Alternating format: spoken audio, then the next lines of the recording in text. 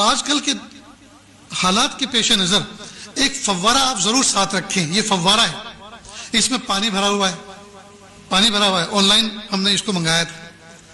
اس کا فائدہ یہ ہے کہ آدمی اگر حرم میں بیٹھا ہوا ہے اور اس کا وضو ٹوٹ گیا، اب اگر آپ حرم سے باہر نکل کر واپس جانا چاہیں تو یہ ممکن ہی نہیں. پولیس والے جانے نہیں دیتے، بھیڑ اتنی ہے. اب وضو ٹوٹ گیا، جگہ بھی سنبھالنی ہے، نماز بھی پڑھنی ہے جماعت کے ساتھ، اور وضو بھی کرنا. اب کیا کریں؟ تو آپ ایسا اپنے ہینڈ پرس کے اندر ساتھ میں ہر وقت پانی بھر کے رکھیں اور اس سے آپ وضو کر لیں. اس سے وضو کرنے کا طریقہ بہت آسان ہے.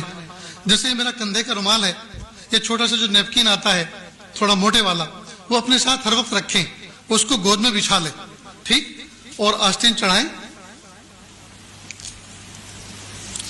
اور اس سے وضو کرنے کا طریقہ یہ ہے کہ وضو میں سب سے پہلے کلی کی جاتی، ہاتھ دھوئے جاتے ہیں، ٹھیک، اس کے بعد کلی کی جاتی ہے، ناک میں پانی ڈالا جاتا ہے. لیکن یہ فرض نہیں ہے، یہ اگر نہیں بھی ہوگا تو بھی وضو ہو جائے گا. سب سے پہلا فریضہ کیا ہے؟ چہرے کا دھونا، پیشانی کے بالوں سے ٹھوڑی کے نیچے تک، ایک کان کے لو سے دوسرے کان کے لو تک. یہ نمبر 1 فریضہ ہے. لہذا اس کا ادا کرنے کا طریقہ یہ ہے کہ آپ ایسے کریں.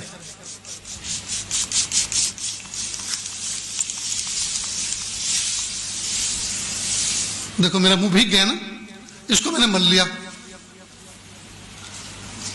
اور شریعت کا فقہ کا اصول یہ ہے، جس عضو کو دھونا ہے اگر اس میں سے 1-2 قطرہ پانی ٹپک گیا تو وہ دھلا ہوا سمجھا جائے گا. یہ تو قطرات تو ٹپک گئے تو چہرہ دھل گیا. اب ہاتھ دھونا ہے جی. دوسرا فریضہ انگلیوں سے لے کر کوہنی تک، کوہنی سمیت اپنا پورا ہاتھ دھونا، دونوں ہاتھ دھونا. تو اس کا طریقہ یہ ہے کہ آپ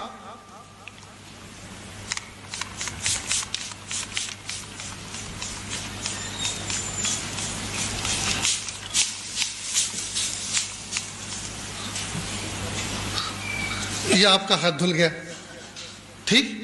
اسی طرح سے دوسرا ہاتھ دھونا ہے، اسی طرح دوسرا ہاتھ دھونا ہے. آپ میری طرف دیکھیں، بہت اہم کام چل رہا ہے. دروازہ کھولنا تو آپ نے یہ بچپن سے دیکھتے آئے ہیں، کھولتے بھی ہیں اور بند بھی کرتے ہیں. تم بھی کھڑے ہو یار، جو نہیں دیکھنے کا ہے وہ دیکھتے ہو، جو دیکھنا ہے اس کو نہیں دیکھتے.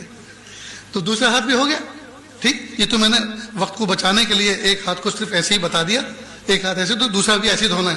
اس کے بعد پھر ہاتھ کو تر کیا دونوں اور سر کا مسح کر لیا.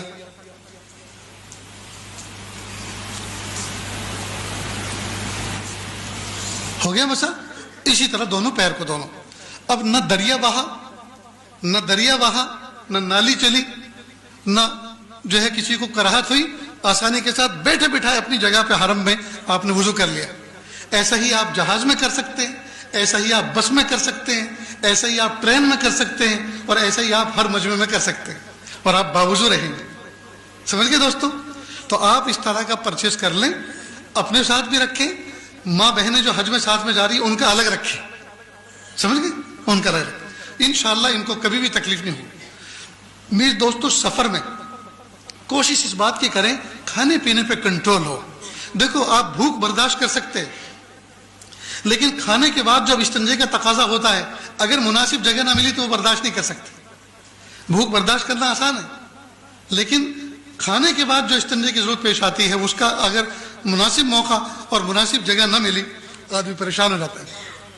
تو کھانے پہ کنٹرول رکھیں. خاص طور سے حج کے 5 دنوں کے اندر کم سے کم کھائیں، تاکہ آپ کو زیادہ سے زیادہ ٹوائلٹ اور اس سے جو ہے آپ کی حفاظت ہو سکے، اور آپ کا وقت وہاں لائن لگانے میں نہ گزرے، بلکہ طاعت و اذکار، ذکر و اذکار میں گزرے. اتنی بات یاد رہے گی.